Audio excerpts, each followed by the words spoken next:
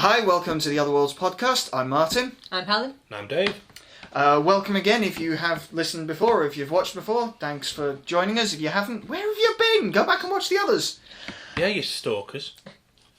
No, see, that puts them off. They're nice people. We want people to listen. Oh, I have to be friendly. Yes! Yes. Oh. Well, reasonably. Equally, by the same token, and on that note, if anybody does have questions or any subjects they'd like to see us talk about, please do send them in.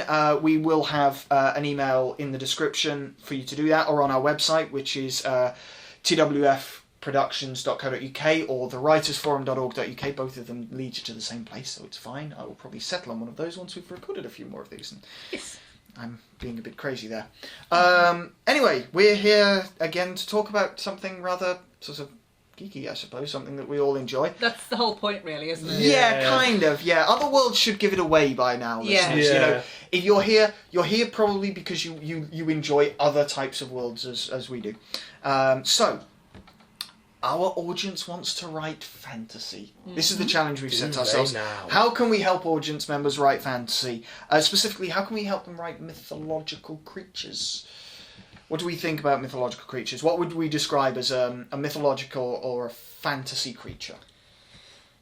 Anything that probably has a grounding in a lot of legend and myth in our own world, but has no basis in fact, is not proven to exist. You take unicorn, for example. Probably start the rumours or... You mean unicorns never existed? I know, sorry to break it to you. It's like Santa, mate. It's not real either. Oh, now look what you did. I told him I wasn't going to be nice. You all know I don't do Christmas anyway, so it's fine. It's fine, yeah. Why do you think I'm teasing you with Santa specifically?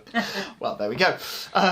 Anyway, yes. So, okay. Unicorns kind of started off probably people finding rhino skulls or things like that, or whatever. Narwhal horns. Narwhal horns as well. Things like that have influenced this eventual development of what we see as the modern unicorn, which is basically a horse with a horn on its head. There have been various different types of unicorns throughout different cultures and history that look very different depending on where you look. But that's the kind of archetypal Western unicorn. Yeah. That sounds like a good working description then. Yeah, it works, yeah. Horse with a horn on its head. Should we go home now? Yeah. Leave Helen to do it herself. Leave Helen to it. Okay. Yeah. I mean, obviously, we talked in the last one that we recorded about, or possibly we're recording this a month or so in advance, so we don't quite know when these podcasts are going to air, but or what order they are. Mm-hmm. But we talked about Harry Potter last time, and of course that contains an awful lot of fancy creatures, including unicorns. Unicorns, which has a fairly decent sized part. Well, in fairness, the amount of you visit unicorns twice in that series, and you get a good bit of information about as full grown and as young, which is quite interesting. And follows. Sorry to interrupt. Sorry. It follows for similar lore, which is something that if you are going to do anything about mythical creatures, you are going to have to research so much lore. Yeah. But it follows the idea that only the traditional lore of unicorns is that they only allow themselves to be petted by virgin women. Mm-hmm. Which is something they touch upon within Harry Potter when they're studying foals. Unicorn foals to be specific, not just normal horses. Mm-hmm. That they are only really tolerate female students, which is a nice little nod. And if you're gonna, I think that's one of the big hints. Just a big hint that we're going to start with. If you're gonna write mythological creatures and you don't want to seem samey, is to make little nods to pre-existing lore. Equally, you also need to be aware of the lore, because if you don't, you end up writing... Do we mention that it should not be named? Well, or should we just say sparkly frickin' vampires? Yes. I do not agree that they're vampires. I think they're fae. There is an example of a writer who clearly has very little understanding of the history and the lore of the mythology in which she's attempting to write. Or at least, let's give her the benefit of the doubt, the common understanding of vampire lore. Because you know what, you can draw, because there's so many different types of mythological mythos with different creatures and beings and gods and what have you, that there must be some grounding somewhere. Because I don't want to believe that it's all Christianity going... as Christianity does. I mean, it's to interesting. mythological creatures. I got a random assortment of books that have got various sort of fantasy and mythological creatures woven into them. And there's one book here, Constance Gregory wrote, in which he states it's fiction masquerading as non-fiction, but it's based on a lot of existing mythological lore, and it is actually backed up by other research that I've looked at. Every country, every continent that is populated has a vampire myth. Yeah. Same with dragons. With the slight exception of South America. Really? The South American continent doesn't have anything that we would consider a vampire in sort of the Western way of thinking, but it has a nice. But there is like the chupacabra and things like that. There are similar. They have their own. There are similar entities which perhaps speak to maybe human fear at some point. Alone in the dark. These are things that we concoct as societies. There is a mythical creature, if you do excuse me, in Mexico especially, but it's probably in the rest of Latin America and Hispanic, called Lilonia or something like that, where it's a woman in white who comes to tempt children into bodies of water and then drowns them. Yeah. That's one of their... I don't think it's a vampire myth or anything, but No. it's one of those mythological creatures in their world, which is looked upon. I mean, just here. Sorry, this is me being really, really researchy. But Africa, you have one that I cannot pronounce. Tree-dwelling, child-eating, known to the Gold Coast Ashanti people. Lampia in Bosnia Herzegovina.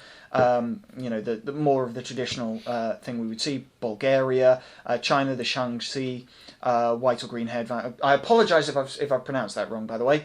White or green-haired vampire with the power of flight and transfiguration. I mean, it lists all of these, and again, the only place it doesn't naturally have, but it does. The note in here is nothing in Central South America.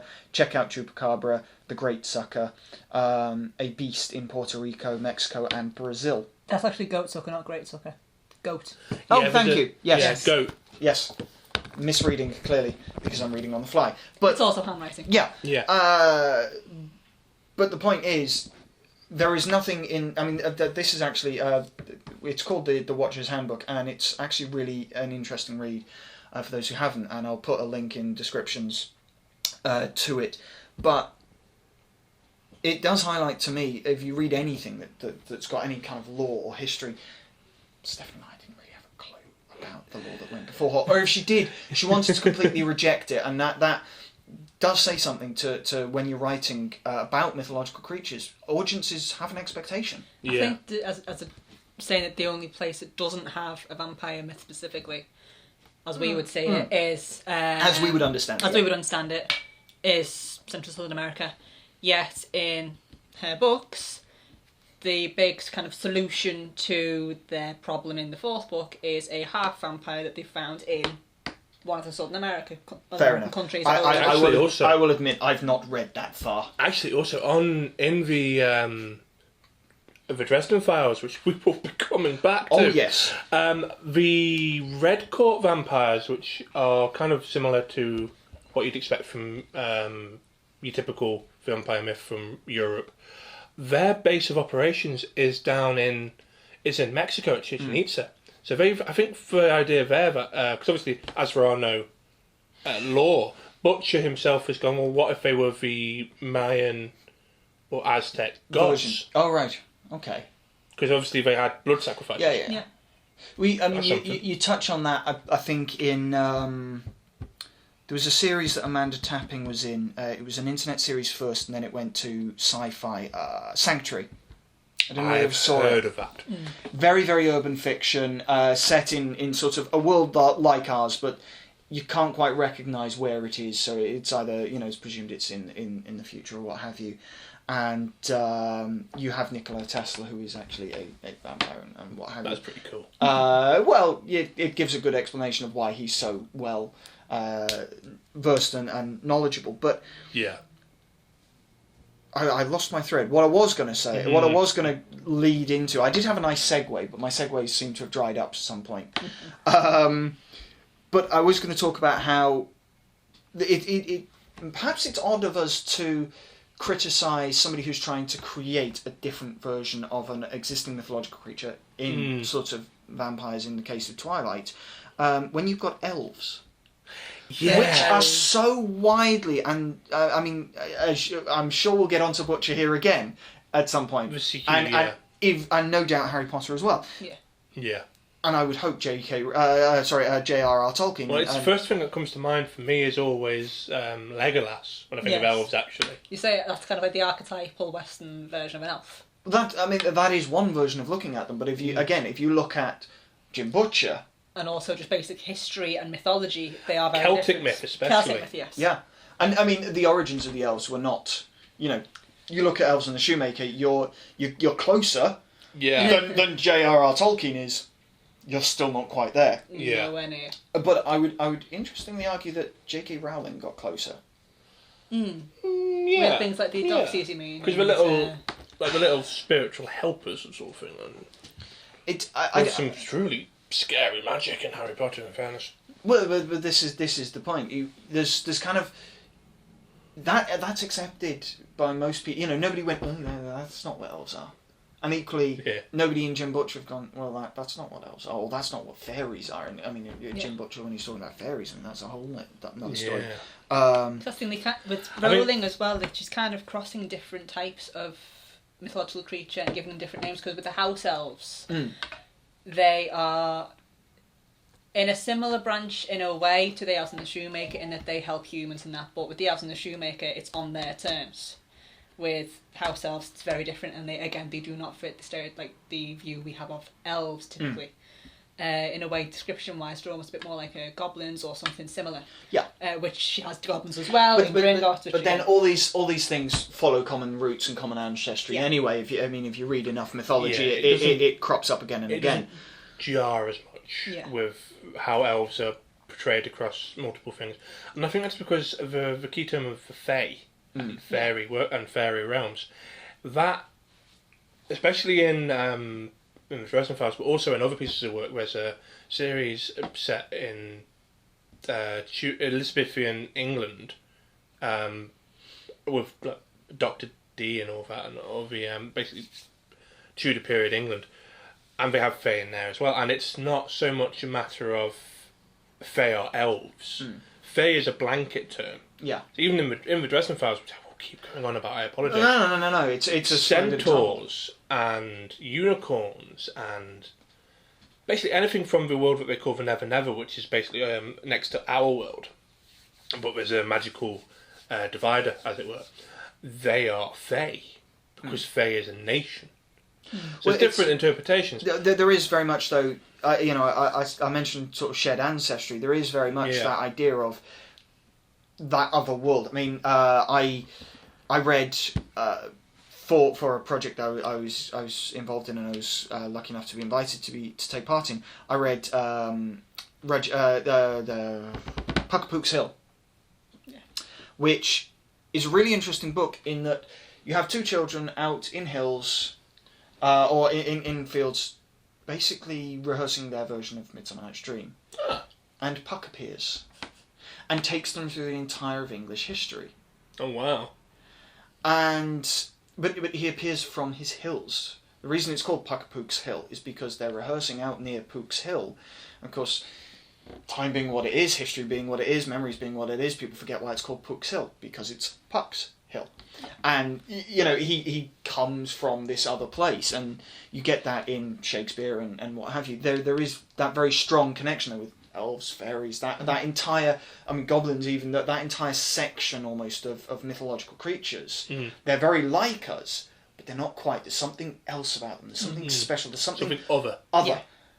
And that's very closely entwined with the mythological aspect, the myths that are already established, the historical myths about these creatures, and is perpetuated by. Yeah. Even Tolkien, when he's talking about the elves sailing off. Yeah, it's very a mystery. World, yeah. You maybe you sort of, part of me wonders where that came from. Are we talking about, there was a tribe somewhere over there in real life and they seem to have these magical powers and this is where the elves came from? Maybe. It's, it's an interesting concept. interesting concept, but it does seem odd to me that these kind of creatures we have such diverse examples of. Yeah, and we don't rebel as strongly as we do when say it's vampires. I think, in fairness, we've kind of for lack of a better term, we've kind of typecast vampires.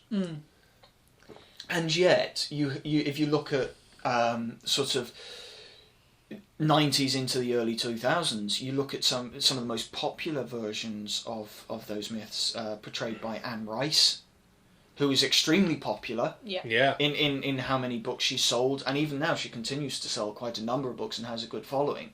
And then you look at Buffy and Angel, that portrayed them differently again, but perhaps because it was close enough to the established myth that we already know. I don't know, I'm guessing if you look back even further, if you look at Dracula was the vampire, the archetype of vampire, but he was also the one who introduced this idea of a vampire as seductive. Yes, and also as more human in appearance and that, because and before... tastes. Yes. Yeah. Because before that you had Nosferatu, who was more monstrous and more animalistic and went off its kind of instincts and urges. Dracula was sophisticated and he was a count. But then there was this other side to him, and that's where it kind of started to go down the path that we've followed since, really, with vampires, of this attractive, seductive, also with a dark side, with a dangerous side. And then later, as we come into the 2000s, you have that sort of hopeful, well, they can be redeemed. Yes. They are not all creatures of evil, which perhaps says more about the societies and change in societies it's gone along more than anything else. They start off as these rather evil creatures because, you know, we as a society didn't quite understand that bodies do let loose fluids and do all these horrible things when we put them into the ground, and then move through scientific enlightenment and what have you. Yeah. But also, just vampires were used, again with Dracula, they were used as a representation of the things we were afraid of. Oh, yeah. Whereas with the modern vampires, they're things that we are attracted to more than anything, and that we would like to emulate. Possibly. Well, this is the big thing with Bram Stoker's Dracula, especially. There's a lot of within that of subtext of sexual repression of the female characters and of Dracula himself being that release. But then, I mean, you sort of you have that appearing in that period of time when that is a lot about what that's more about what writers are writing about. That is what is. I mean. Speaking to Sean, who we all know and who actually did another Worlds video for us a while back, he made the interesting point that he was writing about that because that's what sold. Yeah. You know... it's not a fear if it's broken, sex sells. Well, there is that element to it. I mean, we can't deny it. It is... Perhaps the other sorts of examples to look at is why they appear less in fantasy works. They do tend to be like quite urban stories. Yeah, it tends to be very. These days, it tends to be very urban fiction. We don't tend to see the likes of vampires. So I'm looking at my notes here, and we've got sort of one of the things. You know, we've actually covered most of what I sort of noted out. Yeah, about. We've got more. Oh yes, I know we've got plenty more, but. Sort of video games and RPGs, you know, which is the other area of fantasy where we see a lot of mythological creatures. Yeah. If you know, we talked about fairies earlier. If we look at Dragon Age, yeah, you know, that's again quite a unique way of portraying elves. Yes, because they're not these kind or to my knowledge, at least. They're not these superior, perfect beings. They are either second-class citizens living in ghettos, essentially, in human cities, or they are nomads of the Dalish who are shunned by the rest of society for the most part. Well, they shun the rest of society themselves. Oh, they hold themselves apart. They, you know, we are the last of the Earl, then we will not submit. It's, you know, they are the proud. They are the last of the what they see as the true elves, because they have this heritage that they used to be immortal. They used to be powerful. They were there before the humans were. They had this great empire, and then the humans came and ruined it all. I mean, through the series, we do get hints that, you know, because in Dragon Age, all the information we get is through the lenses of the characters in a way. So Yeah. we have got, it's a great example of an unreliable narrator. Yeah. Everything we learn is through different characters, so we don't know what actually happened here like 1,000 years ago. I mean, what that series does particularly well, especially as you're playing through those games, is prejudice on the part of the people you're speaking to. Yes. Yeah. Everybody has, and to digress a minute, that game does beautiful digressions in, as you are travelling around, you have characters who have very clear rivalries. One of my, my first introduction to that series of games was Dragon Age 2, and having, I think it's Meryl and Alistair. Alistair's game 1. No, Meryl and... Anders, the mage. No, it was the Templar in that. No, There wasn't a Templar. Well, there was Carter, who was Hawke's brother. There was... I forget. There were two characters... Oh, do you mean the first game where it was Alistair and Morrigan? Well, you get it then as well, but where you have this playoff, and you can hear the prejudices that are going on, and it adds to this great sense of world. But the segue I meant to make, and the sort of way I meant to lead this was: do you think there's a reason we don't see certain types of fantastical creatures or certain types of mythological creatures in that type of fiction or in that type of genre? We talked about vampires being urban fiction. Mm. How come we don't see them in out and out high fantasy? The idea is, I mean, you will every now and again come across them. I mean, Skyrim, if we're talking video games, has extensive fantasy knowledge, as does all of the Elder Scrolls Chronicles. There's vampires everywhere, and werewolves. But I think the big thing is that because we as a community, if you will, we segmentize. If we're talking about vampires, we're talking about one or two settings. We're talking about city settings where they can be rich, successful people who just happen to have lived forever, and that's why they're so powerful. Or various other settings. City setting normally because there's a grimy, dirty kind of setting to most urban fantasy, so it's a bit more of a horror kind of works better because it's an enclosed space where not everybody knows each other.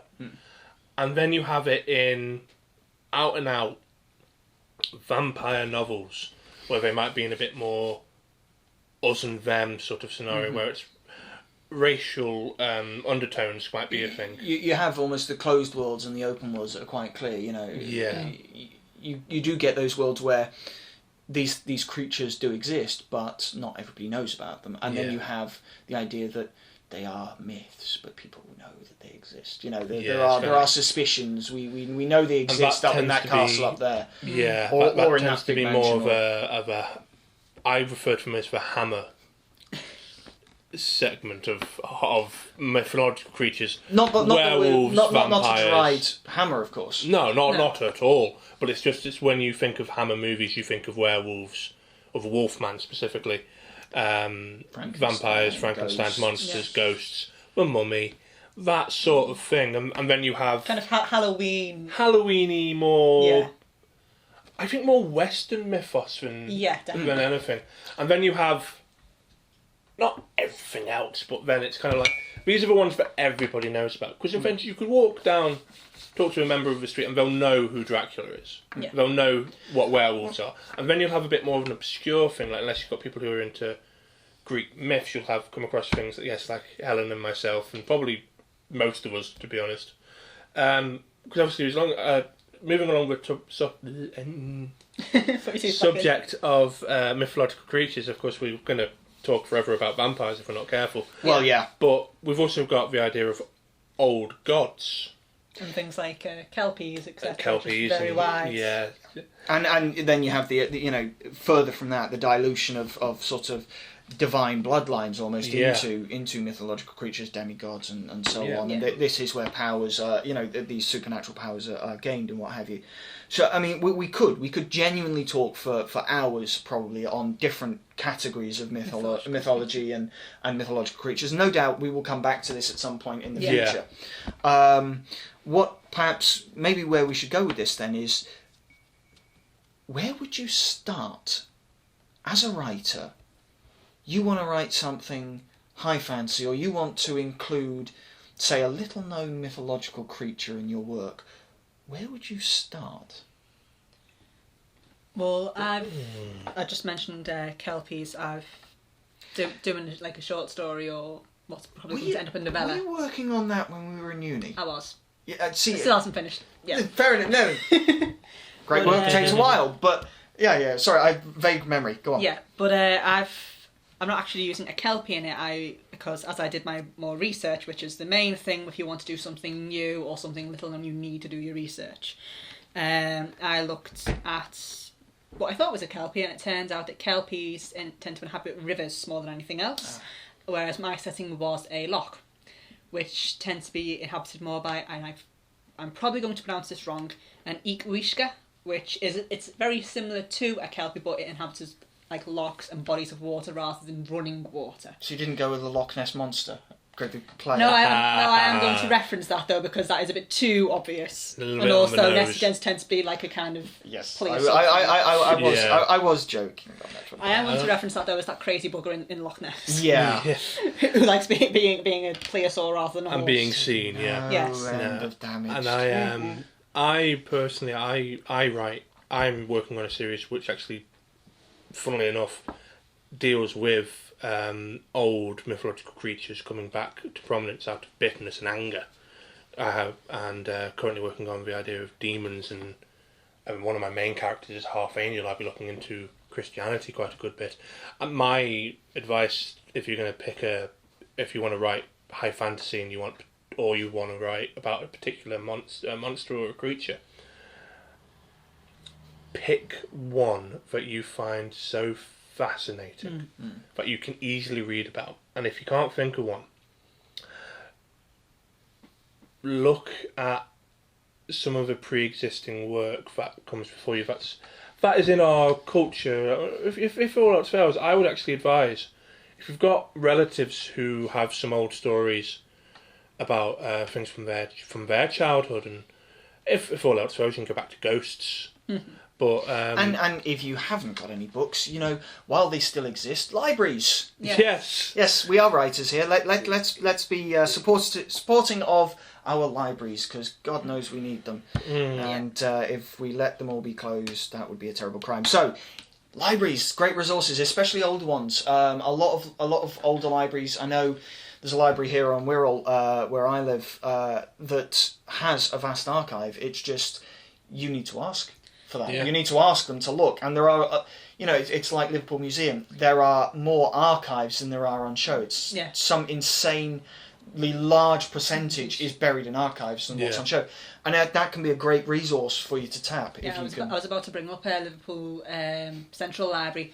It very new, modern. It's been revamped recently, but it's got the very old Picton Library, which beautiful. Is gorgeous. I mean, I'd love to get a choir in there because the acoustics are brilliant. In fact, I know a few friends a few people I know through sort of doing theatre and that kind of thing, who have actually performed in there previously, and you just go, now it's this quiet, short, small space, and you wonder whether that means that they would never allow a performance in there. I really hope that's not the case, because it's a beautiful place. Anyway, digression. I apologise. Yes, but again, old, beautiful library. It's got books from back when Liverpool was first founded. It's it's lovely building.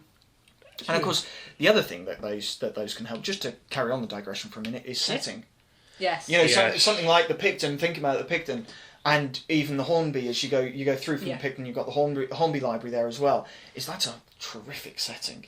You can be so immersed in modern buildings that sometimes we forget that if a mythological creature is something that is traditional and something ancient, you may need to understand a taste of that atmosphere. Yeah. I mean, I'm completely ruling out, of course, and I probably shouldn't, the idea that you could set some of these really old historical creatures or these old mythological creatures in some far-flung future. I don't think I've read or seen anything like that. I have except for the Might and Magic series of games. There's that. I also have books where you have old pantheons being put into what looks like military sci-fi. Yeah, I've got them at home. I'll lend them to you. That is interesting. Yeah. You also have God is Dead, which is an interesting comic book series where the world has pretty much rejected the idea that gods ever existed, and then all of a sudden they reappear. Yeah. I mean, it's a real journey, but... I mean, actually, if we're talking about mythological creatures and where to start, I actually would if you are really stuck and you don't know, I don't want to write vampires, I don't want to write werewolves, everybody does those, I would actually really very strongly recommend looking into pantheons of pagan gods. Yes. The Norse, the Greek, the Romans. Egyptian. I'd even look, and Egyptian, of course, and Central America, because there are so many to choose from. Something will grab you. If nothing else, if you are in the UK and you live in Scotland or Ireland, I would really look into local myth. Yeah. Look into Celtic stories, because they are fascinating. And I would also add to that Wales. Yes. Well, in all honesty, because Wales is still, I mean, it has been for a couple of decades, it's been undergoing this rediscovery of its ancient past almost. And there are a lot of people who knew it before, but even more so, there's that emphasis on it, and that's a great breeding ground.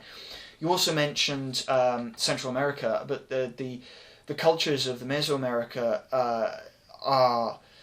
I remember, I think it was a tutor I had for A-level archaeology described the Mayan civilizations as having been dropped out of nowhere by aliens because their cultures are so bizarre by any other standard you care to compare them to. It does feel kind of like they dropped out of nowhere. And, you know, even the idea of the ball game alone and their underworld story and their creation myths are so different. Maybe, I mean, the more I consider it, maybe not as different to Greek mythology as perhaps you might think. You know, on the surface, but that alone is a great breeding ground. Perhaps we should move on because we again are getting tight for time. It's amazing this how quickly we can spiral on subjects, and I suspect I may have to look into lengthening these podcasts, and hopefully our audiences will follow. There'll be a market for it. Let's hope so. We will see. But what I was going to suggest was maybe we finish off. You know, we've talked about there's plenty of places you can go. You can go to your library. You can go to books. You can read. You could read Harry Potter, you could read Narnia, you could read Tolkien, you could read Terry Pratchett, you could read... Percy Jackson. You could read Dresden. Exactly. There are no end of books you could read to get an idea of what other writers have done. You could play video games even. Yeah. You really can as well. That's there are huge, vast worlds out there that you can look at and see what other writers have done. Yeah. What we haven't talked about, though, is... What about your protagonist as a mythological creature? Now. I suspect we're going to touch on Dresden at some point here. Actually, no. I'm going to look at my own personal writing on this front. I can actually tell you that if you want to write a protagonist who is mythological, you're going to want to do one of two things. You're either going to want to research, if you're having a character who's lived for longer than a normal human lifespan, you need to pick your timeline. Yeah. You need to research where they're from and what they've been doing religiously.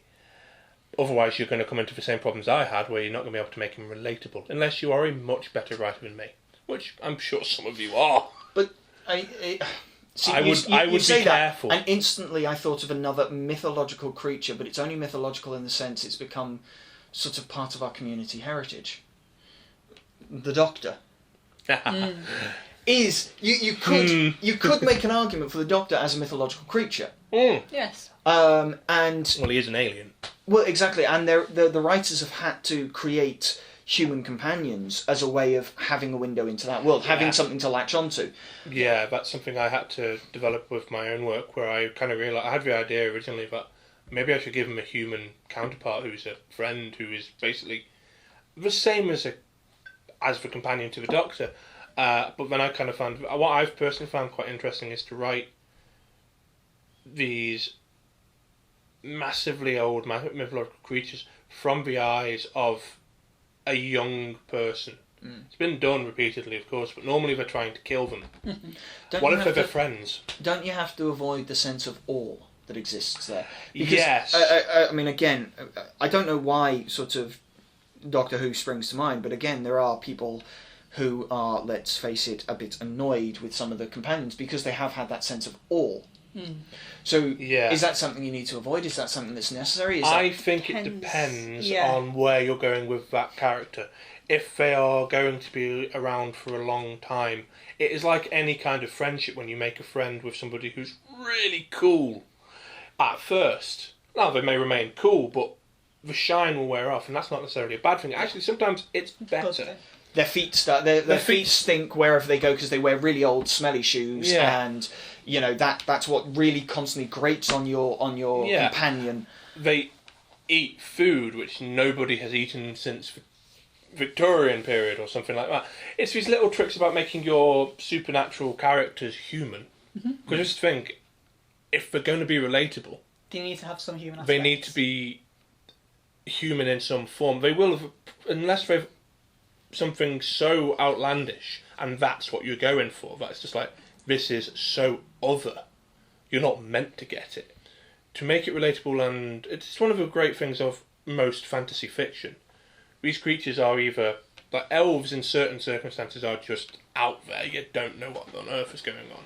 You just kind of put up with what you can get. Do you think then that it's not possible to have a mythological creature as a protagonist who is perfect, as in, and I don't mean perfect as in the perfect creature or the perfect being, but more that there is no erosion of humanity, that there is no sense of humanity about them. Everything that they do is very, very different, very odd. Do you think you can have a protagonist like that? I think you could. With no hooks that human beings could cling on to and go, this is very difficult. Because I think it must be doable, but that's the thing.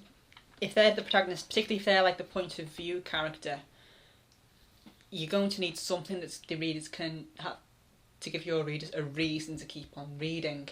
And if they cannot relate to that character in any way, shape or form, why are they going to continue reading?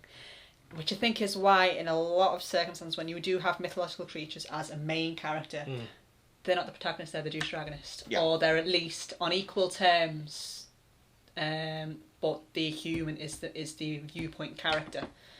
I mean, that's what I found myself doing with this Kelpie story, where he's a Equishka. He lives in a little human village with his mum and his grandfather, who were both same as him.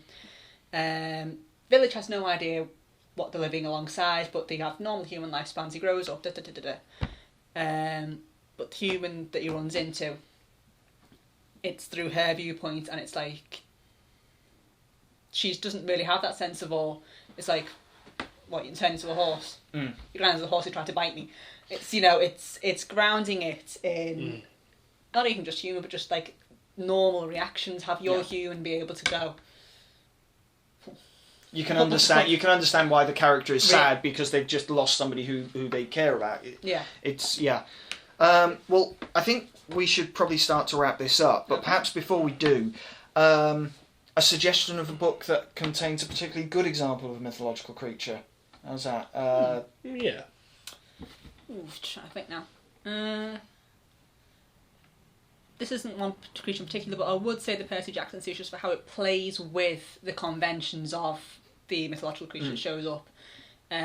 Also very funny books. The Abbot Sphinx, which is, very particular. You have to answer. Here's a test paper. Yeah. Why can't we just do the normal three? So it's based in the myth, but it presents its own spin on it. Very different, yeah. Okay, Dave? Along a similar line, I'd probably recommend looking into Neil Gaiman's American Gods, just for variety. Yeah. It's kind of similar whether it's got adaptations of characters onto like Odin himself. I won't tell you who he is, but he's very interesting to read. It's got all the different myths all rolled into one. That's always very interesting. It's a bit more of an adult version of Percy Jackson, of course, because Percy Jackson is teen fiction. It's great teen fiction. Yeah. But if you want to have a look at a bit more mature, where they can go, and it is a bit more mature. On that. Yeah. Also on that front, I would always recommend the Dresden Files for a modern. I know. See, now you've nicked mine. So I do apologise, but because it's got such a variety as well in a modern setting as well. It does, and it's a fantastic series.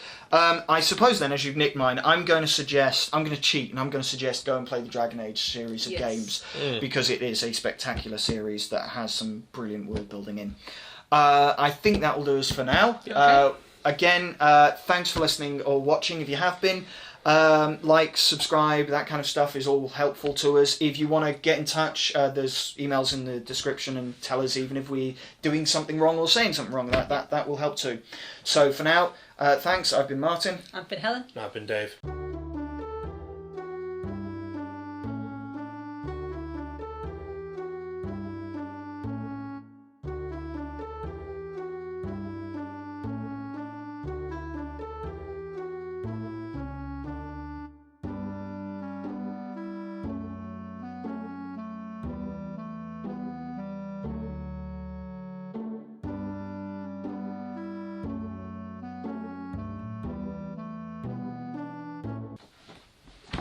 Okie doke.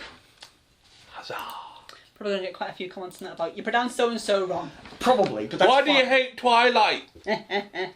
'Cause it's terrible.